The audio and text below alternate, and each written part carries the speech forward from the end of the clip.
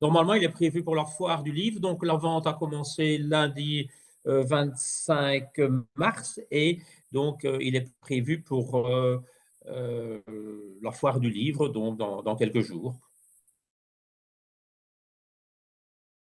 L'enquête assassinée et ce sont des révélations enfin, d'un gendarme écarté de l'enquête. Donc, nous avons été écartés et après tout, allez, après avoir contacté la magistrature à tous les niveaux, après la politique, après avoir une pétition en ligne, via même Sa Majesté la Reine, le ministre de la Justice, le Premier ministre, les présidents de partis, il n'y a jamais personne qui va pouvoir dire je ne savais pas, puisque même à l'époque, on a été reçu dans quasi tous les partis francophones. Et personne n'en veut parce que quand on vous dit au Sénat, ah oui, mais monsieur, vous parlez de deux juges qui sont mis en place par notre parti. Qu'est-ce qu'il faut dire à ça? On ne sait rien dire. Donc maintenant, je vois sans cesse, enfin sans cesse, moins qu'avant, mais j'ai encore vu il n'y a pas longtemps la détresse aussi des parents. Les parents ils sont déçus que cette enquête n'a pas été terminée. Ils se demandent toujours qu'est-ce qui s'est passé. Bon, moi, je ne dis pas que j'apporte la clé du mystère, mais qu'est-ce qui s'est passé? Il y a eu des blocages, il y a eu des sabotages, il faut être clair, il y a eu des sabotages, et donc, je me dis, on va essayer d'expliquer pour que les parents comprennent, se rendent compte, je crois qu'ils s'en sont rendus compte, et je crois qu'il faut que d'autres personnes s'en rendent compte aussi, qu'il y a eu vraiment des magouilles, des saloperies là-dedans, il n'y a pas d'autre mot, je ne sais pas les qualifier autrement.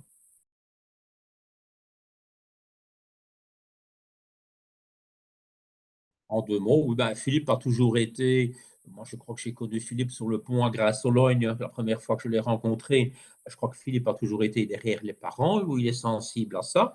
Donc lui, ce n'est pas un enquêteur, mais il a pu découvrir le livre et parce que bon, j'ai déjà quelqu'un qui m'a dit, oui, mais enfin, un officier m'a déjà écrit pour me dire, oui, mais enfin, que lui qui prend des paroles par-ci, par-là, je lui ai répondu, après je n'ai plus de réponse. Je dis oui, mais lui, il a lu le livre et il a vu les faux. Donc, M. Deluc, Philippe, c'est de quoi on parle. M. Bourlet, lui, c'est un magistrat, donc c'est déjà différent. M. Bourlet, depuis le début, il a suivi nos enquêtes. Il sait très bien que, qu'il n'y avait rien. Bon, il mentionne dans sa préface, il évoque le mot conférence. Bon, je ne veux pas dire qu'il se trompe, mais j'aurais préféré qu'il mette réunion. Donc, depuis le début de l'année 97, il y a toujours eu, tous les mois, il y avait des réunions réunissant les chefs d'enquête, des magistrats ou du parquet général, juge d'instruction. Et tout d'un coup, M. Bourlet apprend par la presse qu'on ne convient plus, et puis il apprend encore par la presse qu'on a dressé un procès verbal pour faux en écriture à charge de Patrick Debats. Donc, voilà un magistrat quand même respectable, que les gens ont vu sa volonté, et donc il écrit aussi dans sa préface, il est difficile de comprendre ce qui nous est arrivé. Alors, le major Terling, donc Patrick et moi, nous ne nous connaissions pas avant cette enquête. On a fait sa connaissance donc je crois vers le 9-10 avril 99. Et donc lui, il a demandé au parquet général pour avoir toutes les pièces des procédures, toutes les pièces, donc tous nos PV. Parce qu'il ne se contentait pas que je lui montre un PV. Non, il allait vérifier. Si je lui parlais d'un bulletin de service, il allait le vérifier à la BSR. Donc, il a tout vérifié. Et il n'a jamais rien trouvé. Il ne trouvait rien. On lui demandait de chercher. Parce que, je prends un exemple, un gendarme d'Arlon aurait un problème, ça se règle au niveau Arlon. Un de Dinan, ça se règle au niveau de Dinan, voire Namur, le groupe territorial. Ici, pour Debats et Bill, on avait un honneur. Ces deux officiers qui faisaient l'enquête, M. Liners et M. Terling, devaient rendre des comptes tous les mois à l'état-major, donc devant des colonels et des généraux. Alors, c'est déjà un petit peu. Et donc, pour bien vous prouver, pour bien vous démontrer qu'ils ne nous ont pas fait une faveur, ils nous ont retourné dans tous les sens. Moi, je me souviens encore d'un appel à 5h17 un matin. Le commandant Liners m'appelle parce que bon, bah, il avait autre chose à faire aussi, et il me demande, tiens, pour ce point-là, qu'est-ce que vous savez me répondre? Bah, je dis ça, tac, tac, tac, tac, je lui explique. Ça va, vous mettez ça sur papier, vous me l'envoyez par fax. Je lui envoie par fax. À 7 heures, il me sonne. Bon, voilà, vous venez à 10 heures dans mon bureau. Et à 10 heures dans son bureau, à l'École royale militaire, puisqu'il était professeur de droit, donc c'est pas n'importe qui, un parfait bilingue. Et donc, à 10 heures, je suis dans son bureau et il me repose la même question, mais enfin, peut-être sous une autre forme. Donc, vraiment essayer de. De toute façon, je ne lui en veux pas du tout, que du contraire. Il a vraiment cherché, cherché, cherché. Il a étudié tout. C'est un juriste, un grand juriste. Et donc, il ne trouvait rien. Il trouvait rien. Oh bien, j'en ai plusieurs, mais enfin, je vais vous en donner un qui est assez typique pour vous montrer un petit peu. Je vais utiliser des mots qui seront peut-être durs, mais je vais vous montrer. Avec ces mots, vous comprendrez peut-être qu'on se retrouve devant une coalition de fonctionnaires, voire une association de malfaiteurs. Donc, vous avez un officier de gendarmerie qui rédige un faux procès-verbal pour dire qu'un PV n'existe pas. Bon, ça, on connaîtra l'histoire à fond dans le livre. Il envoie ça, il rédige ce procès-verbal à charge de Patrick Debade. Ce procès-verbal part au parquet, et là, le parquet, un mois plus tard, le met à charge de X. Donc, ce n'est plus de Debade. Donc là, on est le 30 septembre. Le 10 octobre, pardon, 97, 90, oui, 97, le directeur général du personnel du district de Bruxelles écrit au procureur général pour lui dire, allez, qu'est-ce qu'il en est de ces deux-là? Et il cite tous les noms de l'équipe, que ce soit de Baz, Bill, Klip, Hoskens, Lisenborg. Bon, qu'est-ce qu'il en est? Le procureur général lui répond le 22 octobre pour lui dire, ben, aucun des noms cités n'est encore mis en cause. Et il dit même encore que les faux dont il s'agit résultant d'altération de la vérité dans des PV, il est malaisé de déterminer à qui les faits seraient imputables. Donc, le procureur général écrit ça le 22 octobre. Et il lui dit bien, s'il y a quelque chose, si on découvre quelque chose, on vous préviendra. Bon, là-bas, ils deviennent fous au district de Bruxelles parce qu'ils ne trouvent rien. Et au mois d'avril, ce haut gradé, puisque c'est quand même un major, c'est M. Richard Drissens, qui est directeur du personnel, écrit au procureur général, sa note numéro 47, et il lui dit, depuis lors, l'instruction du juge Pignolet, puisque c'était le juge Pignolet qui était en charge, s'est prolongée et d'autres dossiers se sont joints. Donc, on pourrait croire que est-ce qu'il utilise le pluriel? Non, il utilise bien le pluriel. Bon. Le procureur général reçoit cette lettre donc du 3 avril et le 15 mai, il lui répond bah, il n'y a toujours rien, mais j'ai demandé au parquet et ces gens, alors il vaut mieux qu'on les retire du service judiciaire. Bon, mais il dit il n'y a toujours aucune inculpation, rien du tout. D'ailleurs, il n'y en a jamais eu dans ce dossier-là. Le 27 mai, ce directeur du personnel écrit à l'état-major pour dire Bill, il est sous poursuite judiciaire.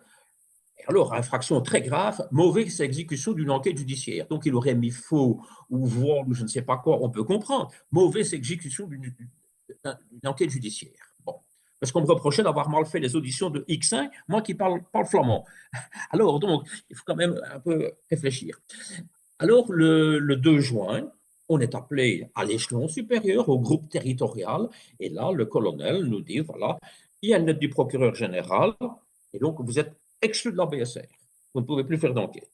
Bon, mais il nous donne les documents, et on voit la note du 3 avril de Drissens qui dit, il y a d'autres dossiers. Donc, qu'est-ce qu'on fait? On va chez le juge Pignolet, monsieur le juge, quels sont les autres dossiers? Il me regarde, il n'y a pas d'autres dossiers. Si, c'est écrit. Non, il n'y a pas d'autre dossier. Bon, pour une fois, je lui ai fait confiance.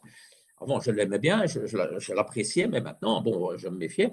Et il nous dit, non, je vous certifie, il n'y a pas d'autre dossier. Mon avocat écrit au procureur général, notre avocat, le procureur général ne répond pas. Il lui demande, tiens, quels sont les autres dossiers? Il ne répond pas. Ben non, s'il répond, il doit lui donner les numéros de dossier. Alors, ne répondant pas, ben c'est qu'il n'y en a pas. Bon. Moi, j'écris de mon côté à la direction générale du personnel, donc à l'état-major, et je dis, bon, ben voilà, quels sont les autres dossiers? On ne me répond pas. je fais un rappel par fax, on ne répond pas. Après 7, 8, 9 fax, on me répond, il n'y a pas d'autres dossiers. On va, Patrick et moi, au comité PIN. On dépose plainte contre le major de licence en disant, ben voilà, j'ai confirmation, il n'y a pas d'autres dossiers. Le juge, d'abord, me l'a dit verbalement, mais il n'y a rien. Et on dépose plainte en 98, fin 98, fin 98. Le 29 décembre 99, le parquet demande d'entendre M. Drissens. On fait traîner pour avoir vite des prescriptions pour ces gens-là et tout. Et on l'entend seulement le 31 mars 2000 au comité P. Et là, au comité P, qu'est-ce qu'il dit?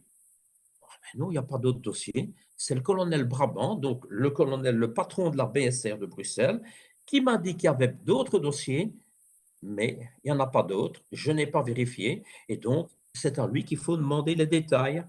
Et l'enquête s'arrête là. On ne va pas embêter M. Brabant. Alors, si ce n'est pas ça, des faux en écriture, parce que, bon, il faut une écriture, il faut un dol, un préjudice. Donc, nous, on a perdu notre place d'enquêteur à la BSR, Patrick et moi. On est resté membre BSR, mais on nous a éjectés de la BSR par des faux motifs, parce que, bon, moi, je n'ai jamais été sous enquête judiciaire. Si, on le verra plus tard, on l'explique dans le livre, suite au mensonge du député Clotaire de Cairns.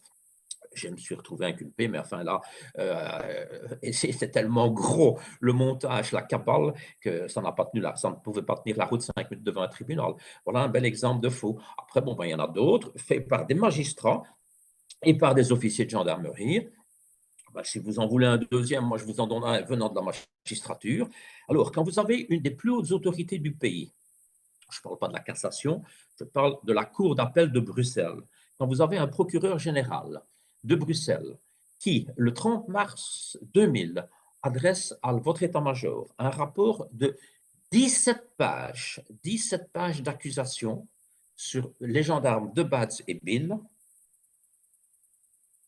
que le directeur général du personnel vous téléphone et qui vous dit cette fois-ci, c'est fini, vous êtes mort, et qu'après quelques mois, il vous adresse une lettre pour vous dire, il n'y a rien en français pour moi et en néerlandais pour Patrick de Baat, il n'y a rien.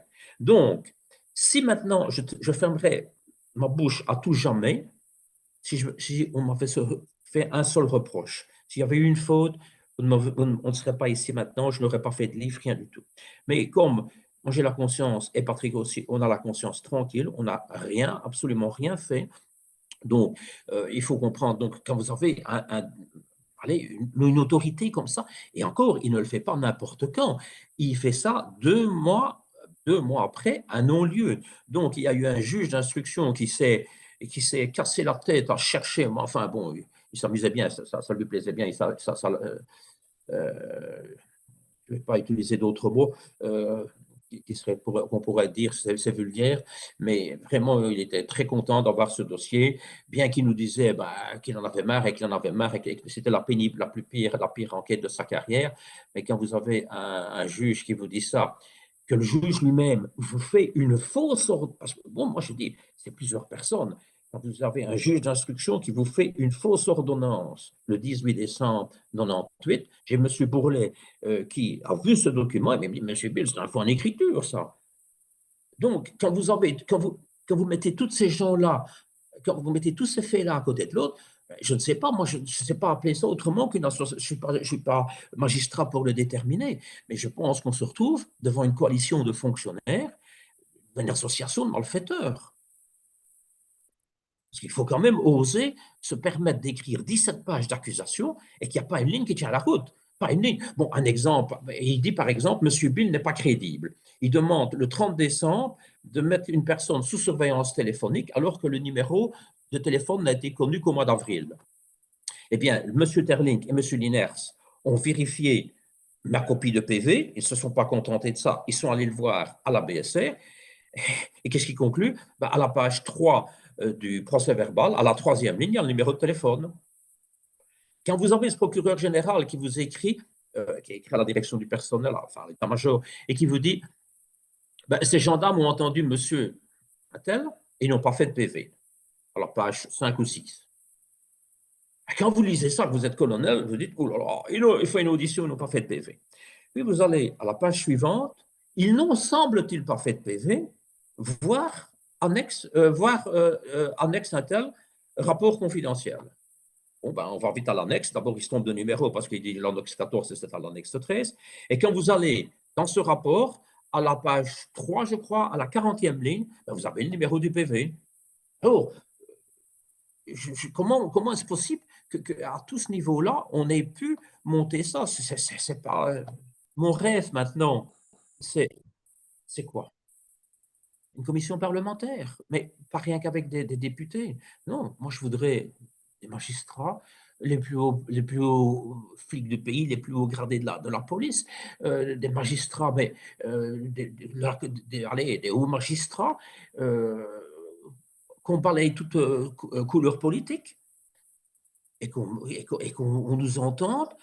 Moi, je veux bien, et je ne jouerai pas leur jeu en donnant tout d'un coup. Moi, je veux bien leur donner un fait, ils l'examinent, ils me disent, ah oui, c'est vrai. S'ils me disent, il n'y a rien, bon, je leur en donne un deuxième. Si après 3 faits, ils ne voient rien, ça ne sert à rien de continuer.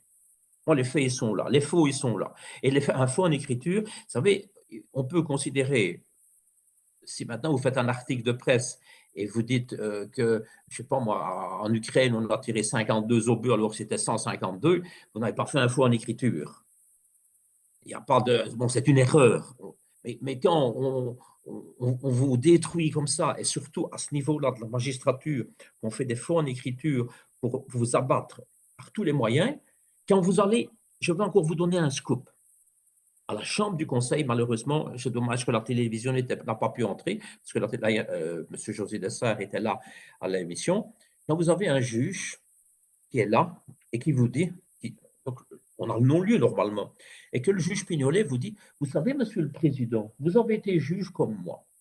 Eh bien, il y a des faux qu'on voit et des faux qu'on ne voit pas. Eh bien, ces deux-là, ils ont fait des faux qu'on ne voit pas. Mais ça se tape la tête au mur quand même. Alors, les parents de Julie, Mélissa, de Anne et Fieu, même de Sabine et Laetitia, même d'autres enfants, même d'autres victimes de la justice, peuvent quand même se poser des questions.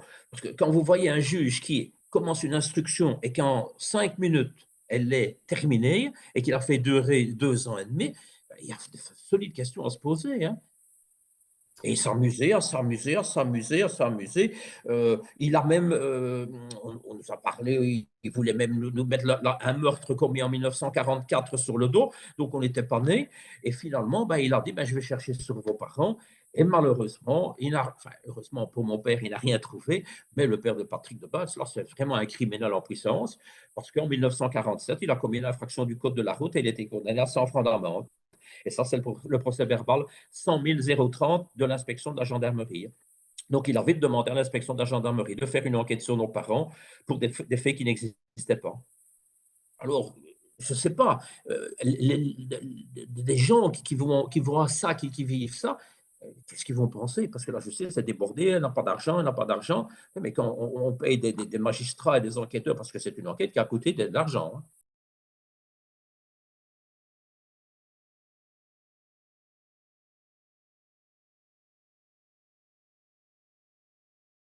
Bon, nous, on a été fort attaqués par Gilbert Dupont dans la dernière heure, par Au nom de la loi, par CNAC, mais surtout par le Soir illustré.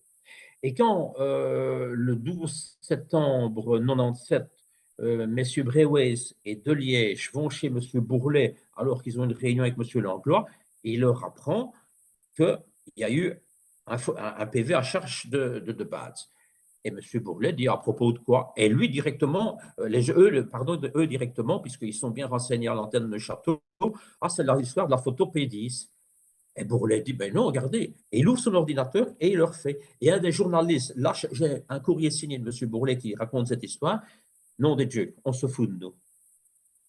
Donc, les journalistes savaient que, mais il a fallu en remettre. Et donc, nous, même dans nos procédures contre ces journalistes, Monsieur Duterme a déposé plainte contre Michel Bouffiot et Marie-Jeanne Van Eswijk dans l'histoire des articles Les étranges manœuvres du commandant Duterme, les articles de Télémoustique de septembre 97. Il a gagné 500 000 francs. Les journalistes sont allés en appel. Ça a été très vite pour lui. On a confirmé. Pourtant, dans ses conclusions, il trompe de nouveau la cour d'appel, il trompe de nouveau le tribunal, puisqu'il explique que le PV qui disait manquant donc le PV du 6 décembre 96, qu'est-ce qu'il met? Donc celui qui prétend qu'il n'existe pas, qu'est-ce qu'il met? Ah, ils l'ont envoyé juste au juge Langlois et ils ne l'ont pas envoyé au juge Van Espen. Le 6 décembre 96. Mais le juge Van Espen, il est saisi quand? Le 27 janvier 97. Donc, on ne sait pas l'envoyer. Et donc, c'est tous ces éléments-là qu'il faut comprendre. Puis nous, on dépose plainte contre le Soir illustré, toute l'équipe, et moi, à part en plus pour l'histoire des Rupeaux, puisque j'ai 4 fois mon nom dans l'article du 23 juillet 97, avec un grand titre accrocheur, qui a voulu tuer des Rupeaux, et j'ai 4 fois Aimé Bill sur la page, eh bien, l'équipe ensemble, donc pour là, il y avait 500 000 de gagnés, et puis pour toute l'équipe, il y avait 900 000 pour Patrick, et avec tous leurs articles, et 300 000 pour les autres de l'équipe. Et on a fait traîner, traîner, traîner, traîner, traîner. Et après 6 ans, alors que M. terme, après 1 an, c'était résolu. Et nous, on a fait traîner pendant 6 ans pour que M. Hénard rende un jugement honteux, honteux, honteux, parce que nous, entre-temps, on avait joint toutes nos attestations du parquet général, de la gendarmerie, du ministre de l'Intérieur, qui nous mettait hors cause. Et M. Hénard balaye tout ça, et c'est nous qui sommes condamnés, et eux n'ont rien du tout, alors que le parquet général avait demandé la confirmation du jugement. Mais en plus, en première instance, ces journalistes, on leur avait dit, j'ai eu une bonne information d'un de leurs proches, on leur avait dit ne pas joindre de pièces en première instance parce que ces pièces seront saisies. Et en appel, disons, alors le dire en seconde instance, mais en appel, M. Hénard, ça, ils ferment les yeux et ils joignent dans leur conclusion, j'ai toute la liste, une liste faite par leur avocat Olivier Claes, et là-dedans, on retrouve des PV, des apostilles, des notes internes. Donc, eux peuvent avoir tout ça. Et nous, nous soupçonnons de violation de secret professionnel pour des pièces que nous, on ne sait pas avoir. D'ailleurs, c'est bien simple, M. Brabant, le 25 janvier 99, te fait la note 181 et il demande qu'on nous retire, à Patrick et moi, notre qualité de membre BSR. J'ai écho de cette note, je supplie l'état-major, puisque je suis cité, donnez-moi cette note, et puis on me répond, non, c'est un courrier entre 2 officiers, et de toute façon, ça n'a pas de conséquences pour vous. D'ailleurs, ils ne nous ont jamais retiré notre qualité de BSR. Et puis, je crois en septembre 2000, eh bien, les journalistes du Soir illustré, eh bien, ils vous sortent la note dans leurs annexes, la note que nous ne pouvons pas avoir. Donc, ce n'est pas moi qui sais leur donner. Alors, tout ça, je dis, ça serait super qu'un jour on prenne tout ça en main. Il ne faut plus tarder non plus, mais qu'on prenne tout ça en main et qu'on se pose des questions. Comment ça se fait que ces gens-là ont ça et que nous, on ne peut pas les avoir? Comment ça se fait? Mais qu'un jour, il y a un collègue de l'antenne qui interpelle le commandant du terme et qui lui dit « ça, on ne sait pas dire que c'est de base ». Et le commandant du terme lui répond « il faut bien qu'on se défende ». Donc, vous avez tous ces éléments-là. Maintenant, on nous a accusés d'avoir fait l'affaire à Brassac. Malheureusement, bon, j'aurais pu faire un livre de 1000 pages. Bon, on a quand même essayé, on est retombé à 520. Malheureusement, ce n'est pas repris dans le livre. On nous a accusés d'avoir fait l'affaire à Brassac. On nous a accusés d'avoir fait les fouilles de Jumet. Mais nos patrons qui voyaient nos PV, qui voyaient nos activités au jour le jour, puisqu'il y a des réunions tous les jours, n'ont jamais fait de démenti. Mais quand le 10 octobre 1997, dans la dernière heure, vous avez M. Dupont qui fait un article pour dire « Ah, de Batz, il a fait telle enquête, telle enquête, telle enquête ». Et que le lendemain, vous lisez dans la dernière heure, le colonel Brabant nous a téléphoné pour nous dire qu'il ne faut pas donner tous les mérites à de Batz, il n'a pas fait ça, il n'a pas fait cette enquête-là, ni celle-là. Alors, donc, pour ça, on sait vite faire un démenti, mais quand c'est pour dire non, ils n'ont pas travaillé au fouilles de Jumet, ils n'ont pas travaillé dans Brassac, ils n'ont pas travaillé dans Zico, ça, là, on ne fait rien. Quand vous voyez que le 15 novembre 96, on doit faire 2 perquisitions chez 2 particuliers dans un dossier de la PJ qu'on ne connaît pas et que le lendemain matin, ça devient erronément l'affaire des Rupeaux. Donc le 16 novembre, l'affaire des Rupeaux éclate. Et puis quand vous avez le commandant du terme qui, le 19 décembre, dans un rapport à ma charge, écrit Bill a entendu seul un témoin dans l'affaire des Rupeaux. Il n'y a qu'une vérité là-dedans, c'est que j'étais seul pour l'entendre, puisque bon, ben, il n'y avait pas 36 personnes ce jour-là. L'adjudant était l'adjudant Christian Pirard était dans le bureau voisin, il rédigeait son PV dans son bureau, mais la porte était ouverte. Donc, je l'ai entendu seul, oui, c'est juste, mais ce n'est pas un témoin, c'est une personne perquisitionnée, et ce n'est pas dans l'affaire du Rupeaux. Et ces gens mélangent tout.